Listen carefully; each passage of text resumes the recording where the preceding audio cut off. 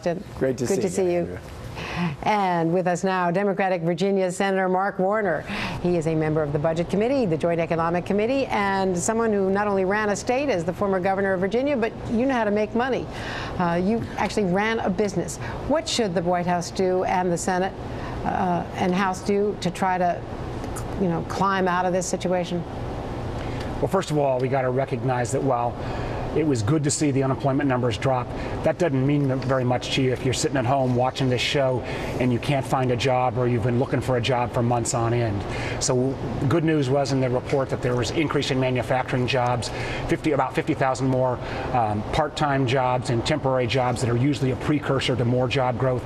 But we got to do more, and we got to remember that at the end of the day, while the government can do certain things, the most important creator of jobs is going to be the private sector, and particularly small business. And that's why I welcomed the president's focus this week on trying to kickstart small business lending. I've been proposing this since the late fall. Let's try to make sure we can get some resources into particularly the smaller banks so they can do the kind of lending that they're candidly not doing right now because a lot of those small banks have still got bad real estate loans on their books and they're being extra conservative. So small business lending, small business traditionally creates about 65% of the new jobs coming out of a recession.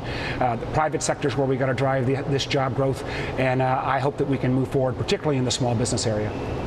Senator, I know that there's been a lot of conversation with the White House, and you not only had the president with the Democratic caucus earlier this week, but Politico is reporting that one of your colleagues, Al Franken, really took on David Axelrod from the White House, that there's a lot of frustration that the White House is not being specific enough, and you also have the other tensions between the House Democrats and Senate Democrats, and between liberals and conservatives in the party. You were in that meeting. Just how challenging was it for the White House from members of your caucus? Well, listen, I think folks are frustrated, but at the end of the day, it's as a new guy, I'm as frustrated just with the whole process up here. If there was ever a time when we ought to check our Democratic hats and Republican hats at the door when we walk onto the floor of the Senate, it ought to be now. I heard in one of the earlier reports, some of my colleagues on the other side of the aisle, or the Republican National Committee, criticizing the fact that the unemployment level has dropped. That's crazy. I mean, let's find a way. I'm glad the president is saying, we got to get good ideas from both sides. We shouldn't look at an idea whether it's got an R or a D next to it. Let's get the best ideas. Let's see what we can do to help stimulate, particularly the small business growth and small business lending. Let's see if we can provide, and I think this first piece of the jobs bill may be around other kind of tax credits or tax breaks we can give, particularly geared at small business. Let's look at what we can also do around the margins. I've been working on a proposal, for example, that would take some of the folks who were used to be in the construction industry where there was enormous job loss, see if we can give them a little bit of training and actually incent them to get into the kind of a home retrofit around energy savings. That way we could put a couple 100,000 people to work fairly quickly over 6 to 9 months, at the same time start decreasing our overall energy costs.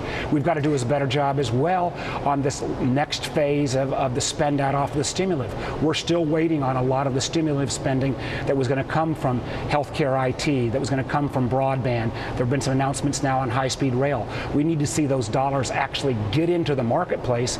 I've been a little frustrated again that the spend out on some of those programs, it's been a year, and in a lot of those areas we haven't spent a single dime of the stimulus dollars. Let's get those dollars out as well. So we can do some things around the edge, but the main way this economy is going to recover is with increased overall business confidence, and if we can get this small business lending started. Well, you bring fresh eyes to Washington. How do you feel? There was some talk at the White House by Brother Gibbs this morning about the holds that Senator Shelby has put on appointees. How do you feel about the whole process up there where any one of you guys can put a hold on a nominee and just stop everything in its tracks? It's sometimes like the Twilight Zone here. I can see why folks around the country says this place is a little bit wacky at times. I know both sides have done it. I'm not trying to throw stones here, but it just seems to me that unless you've got a real problem with somebody in the administration, we ought to let the president have his team and let these folks get to work trying to do their jobs. I think at the same time, we've got this challenge.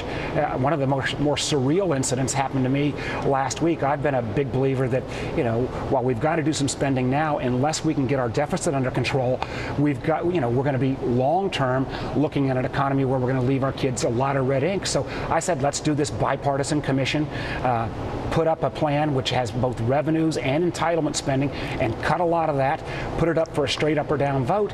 And when we had that chance, we found a lot of our colleagues who'd actually been co-sponsors of the bill, ended up voting it down. Didn't make sense. Mark Warner, thanks so much for coming, and we hope to see you often. Safe travel back home in this snowstorm here in Washington, D.C. Thank you. And coming up, President Obama caught between the left and right wings of his own party. Can he find an exit? Politico's Andy